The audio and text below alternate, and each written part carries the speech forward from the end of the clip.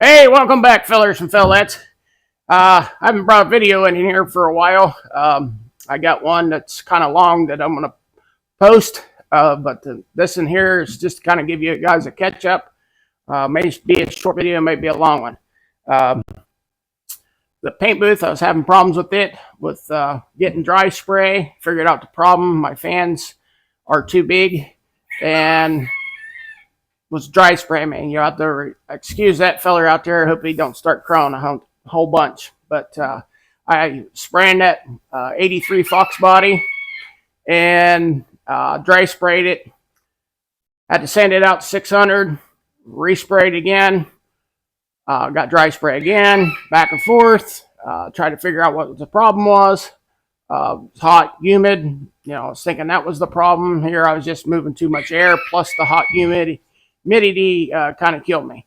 So this is 79. I got it all on primer. We're going to be block sanding it today and getting it done. I got the hood and the fenders in here. The whole car's been done, but I just got to get the rest of it all sanded, and I'll bring the car in here and get it done. I got this Chevy Silverado that I did the door on that the paint didn't match. We got it back in the booth. We're going to be painting it directly. Hopefully we got the paint match this time. I took the truck in, we matched the paint, did some blends on the paint, and got some colors mixed up a little bit better, and hopefully it matches better. So that's what we're going to be working on this week. Try to get it out of here and get the customer happy on that, because the second time go around is your last chance, I feel. So we'll get it sprayed up and get things fixed on it. And so let me take you out. The Mustang is sitting out here on the pad, the 83.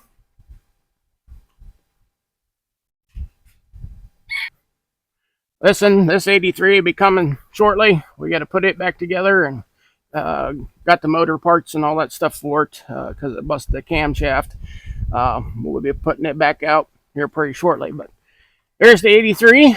It's all done. Went to a car show yesterday, and that was a nice day. So she's sitting here. These are wheels for my 79. I got chrome ones, chrome and gold, to put on here. But the tires are old, and I didn't want to take a chance of driving that far with old tires. So, but I have driven it around with these tires. So chrome and gold goes on this, back on this. And look at the wind's been blowing them pine tree needles everywhere. But there it is. Turned out pretty decent. With all the dry spray and everything else, it's turned out pretty decent. Nice and clean. I think I did a pretty good job for all the problems I did acquire with this. So she's shiny, she's nice and clean, and pretty happy with it. Runs like a top, ran clear up there. I got to do pinstripe. There's already pinstripes in the plastic, but in the bumpers, I got to put pinstripes in there yet before the car be sold. Just a few little odds and ends of things I got to button up on it and fix. But there's the old My Clear. It's just, you can see the clouds in it. Telephone pole there, or that might be my, yeah. But anywho, it's nice and clean. Turned out really good, I think. So there she is. It's for sale. If that fella don't buy it, see us on YouTube. You want to hit me up, Kenny's Restorations. There you go. It's for sale. So that's it for it. Changed the interior in it. Took the interior out of the maroon car. Put the white interior in this car. I think it turned out pretty good. New carpet, everything. Run like a dream yesterday. How many miles do we put on it? 136 miles yesterday, and got 141 on it now, and it ran really good. So there you guys go. All right, we'll go back in here and I'll show you what I'm doing in the paint booth. You're gonna have to excuse the mess, but let me get the lights turned on in here so you guys can see. I put lights down along the sides. That was one of the other problems. I couldn't see. So we'll turn the lights on so everybody get a good shot here, good view of what I'm working on. That was another thing with painting that white. I couldn't see the sides, so we've got lights in here on both sides. Got to get them recessed or build boxes for them. Get them covered up so they don't get a bunch of overspray and stuff on them. But I did finish painting that white car there. So here's the Chevy Silverado again, Cheyenne edition. I painted the door, fixed around the door latch and all that good stuff. And now I'm doing a blend on it. I'll be blending out in here into the fender and blending out in here into the door and then clearing this whole side. That's what I'm going to be doing here this week. Get this thing done and get it back to the customer. We wasn't happy. He wasn't happy. I wasn't happy that, the paint didn't match, but it is what it is. So that's what I'm working on this week. We'll get that done.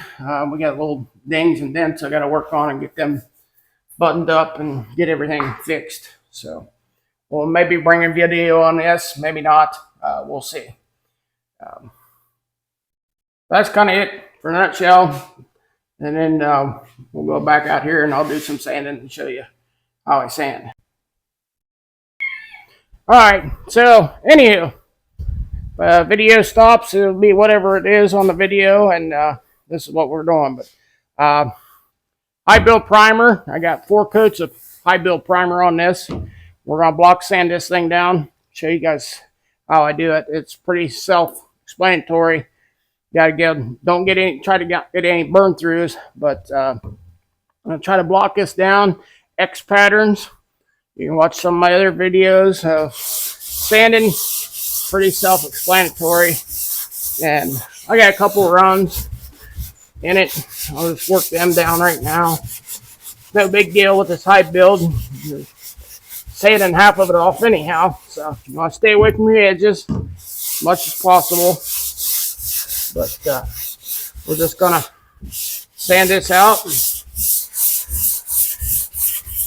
work this down. Ooh. And we'll find all our lows. I'm kind of getting just taking the top layer off right now, and then we'll put Merca on this and dry coat, and then we'll sand that dry coat off, and then you can't really put it on this slick surface. This has been sitting for 4 days, maybe even longer than that, and this is what. Now I'm teaching you high-end restoration. This is what we're going to be doing. This high-end restorations on this green fox body. Everything's going to be sanded flat, smooth. The other one was kind of high build restoration, but not. It's just originally that 83 was just going to get a scuff and shoot, scuff it down 320 and get a spray job on it, but with all the other paint job on there and everything else, it wasn't going to be feasible, so I took it all, stripped it all the way down. I don't want to put a bad paint job out there. So this is high-end restorations. I'm starting off with 220, and then just to get this flat, 220 it, 320, and work up through our grits and until we'll get to about 600. Then we'll lay it another coat of primer sealer on it. And the way I do it, I don't do it like everybody else. Do what you want. You can watch other people's videos, but the way I do it is I build primer, do my body work. That way it keeps any rust or anything getting through.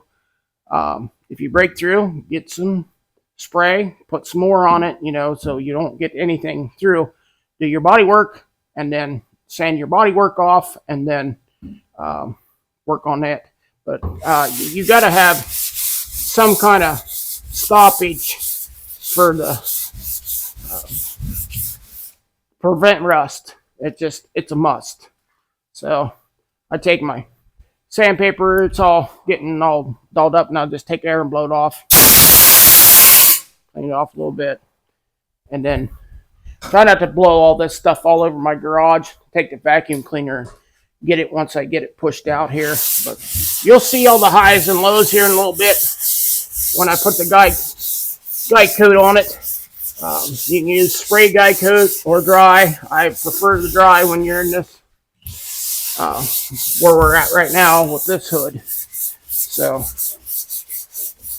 end up hanging this on my paint rack back here to do the high build primer. You guys can see the rack, and I was doing it by myself and didn't have the hooks in the right spot and dropped the hood and dented the hood. No big deal, I'll just fix it, but kind of upsetting. That was the same time that all that other was going on, and I was trying to move on and trying to get things done, and yeah. So it's nice to have a helper if you can get a helper. So let me spin this hood around. That way I'm facing you and you ain't looking at my back. One thing you want to note when you're doing a hood like this, I'm not pushing very hard. Not pushing hard at all. But whatever your stand is that you got it sitting on, remember this is still flexible. So if you're sanding and you're really just working it hard, you'll push and warp that hood, and then you'll see where you got this stand underneath. So keep that in mind. I've learned that lesson the wrong way, I guess. But my stands are a little wobbly,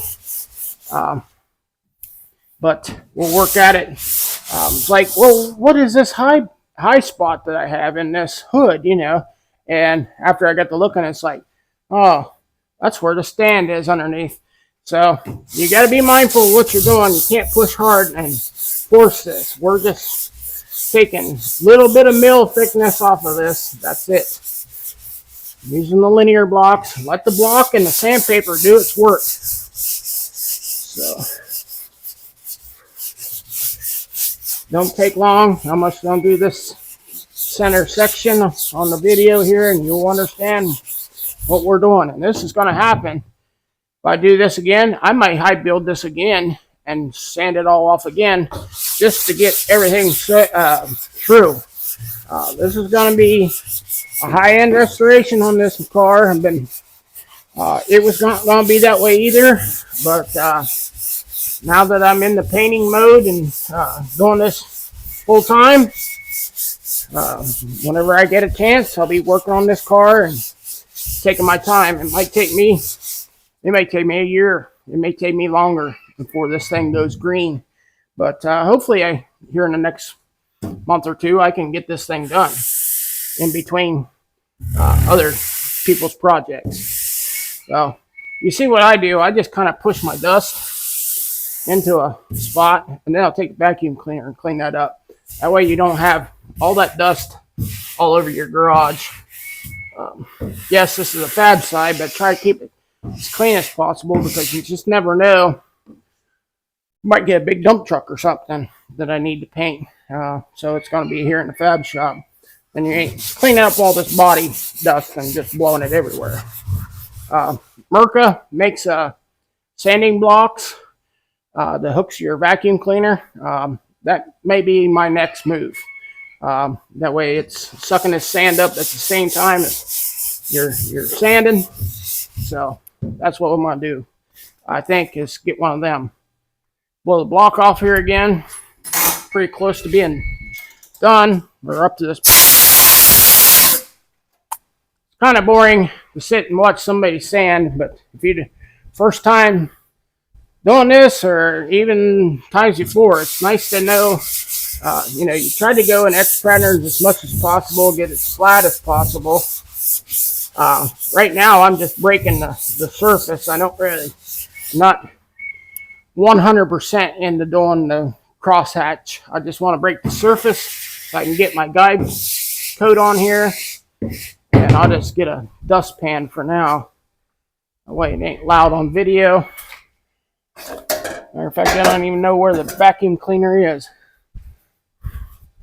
It's sitting back there in the corner. So we'll just kill this dust off here.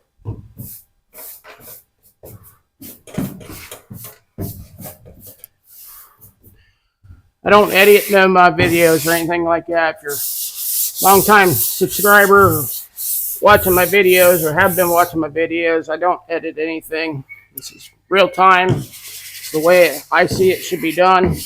You watch some of the other ones and they do stuff and it's like, well, how'd you do that? Well, I don't do that here on my channel.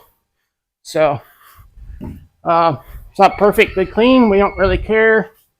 Gotta find the guide coat. Put it right here. So take a little bit of this black guide coat and just rub a little guide coat all over this. Doesn't have to be heavy. You're just trying to find your highs and lows, which I already see some.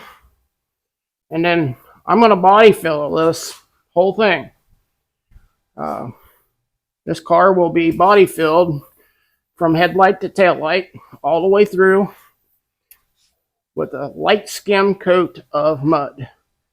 And you may be saying to yourself, why would you do that? Well, it's to make it flat.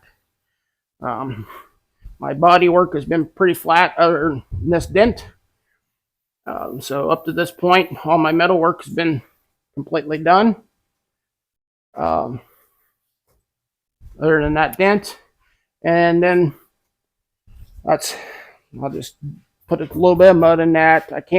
It's underneath where I can't get the dye bars under there. I might be able to get a bar in there, use my PDR stuff, and get that dent somewhat up. But I'm not concerned about it right this minute. Got to go on. So now it's time to do your crosshatch pattern.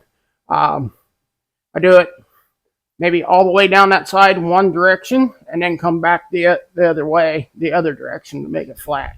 But you'll see the highs and lows. Now I can kind of see some already in the center of the hood. But like I said, we're just going to try to make this as flat as we can.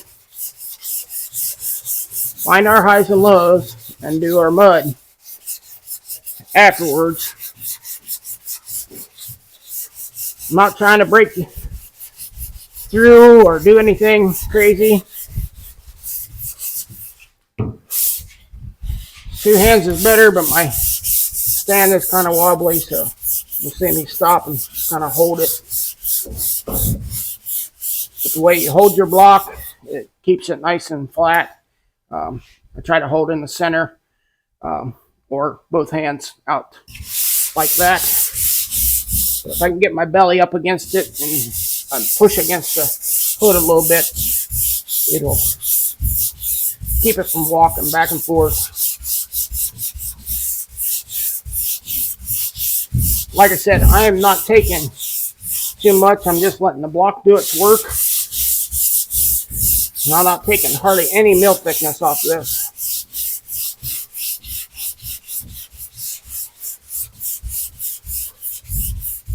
And we're talking less than a 30-second of mud that I might have over this whole thing to get adhesion. You know, you got to do the proper sanding. So this is what I'm going to be doing the remainder of the night and sanding this off. Let me grab a rag here. I'll wipe that off so you can see what highs and lows look like when you put guide coat down. Get a little dust on the garage, but that'll be fine. I'm worried about a little bit of dust.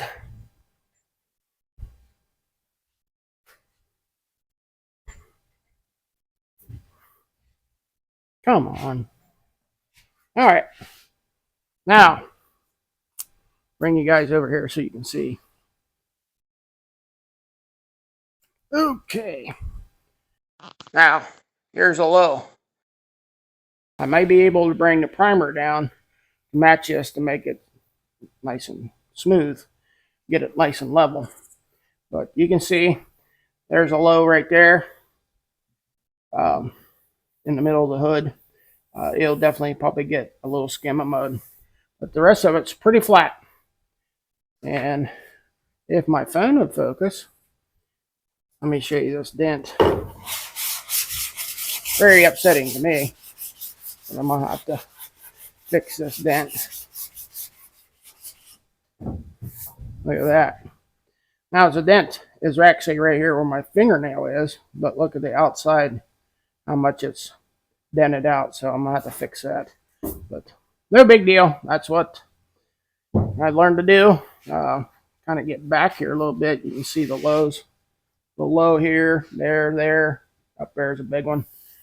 So that's what we'll be doing and stripping this hood down. And I just wanted to give you guys a look around and get back to you guys, and because I ain't made a video here in a while, so I'll be working on this hood, and fenders are sitting back there. I'll be doing the same thing to them, and then the rest of the car when I get it back in here. So all right,